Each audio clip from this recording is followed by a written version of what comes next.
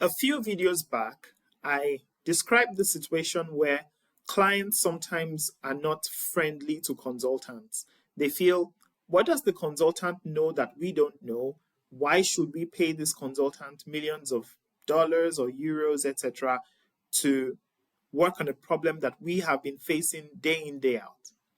And one of the things I said was that the consultant is paid so highly because they are able to synthesize the information that they've gathered, sometimes from the staff of the company or from the people, the clients who works every day on the problem.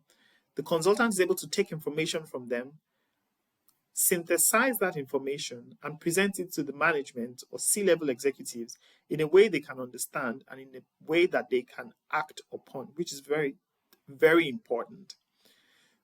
So as a consultant, as a budding consultant, synthesis is one of the tools that will highly,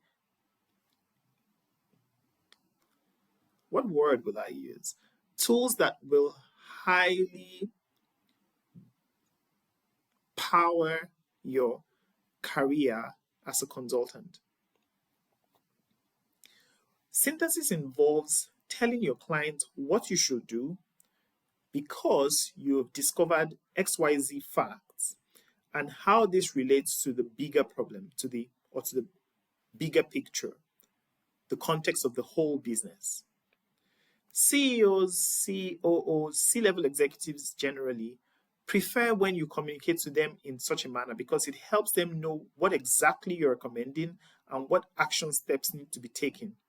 This is vastly different from sometimes lower, from what other people who are kind of lower level staff or maybe just not experienced in synthesis.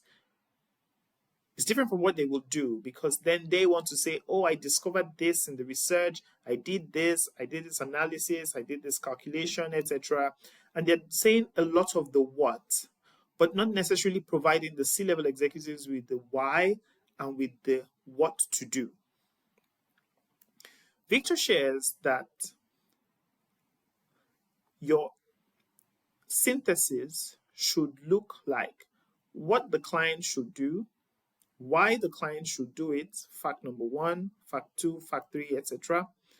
And then restate what the client should do based on these facts. As an example, you can say you need to shut down the Eastern Region factory. I come to this conclusion because X, Y, Z, etc. So based on this information, you need to shut down the Eastern Region factory. I've elaborated that first point a little bit, just following the framework that we have seen. You could also say you need to invest the $100 million needed to build a new factory. Then you lay out the reasons why or the facts behind that recommendation, and then couch your recommendation again in the big picture of the business. So for you to achieve your short-term or long-term financial goals, and also considering all the restructuring that's going on in your industry, you need to invest 100 million to build a new factory so you are more competitive and you can properly compete with your competitors in the market. Now, of course, this is off the top of my head, but you get the point. Synthesis is how you are able to lay out the rationale for your recommendation and cite the key facts to support it to enable your client take action. So over the last few videos, we've talked about this toolkit that consists of the hypothesis, the issue tree or the framework, the drill down analysis, and the synthesis. We'll dig deeper into this. Victor promises that we'll go into each of these topics or each of these tools in details in their own chapters. So I'm really looking forward to it. I think this is going to be really exciting. For now, I hope this helps you to know, to have a mental model or a frame of thinking around how you present your case or how you go about solving problems.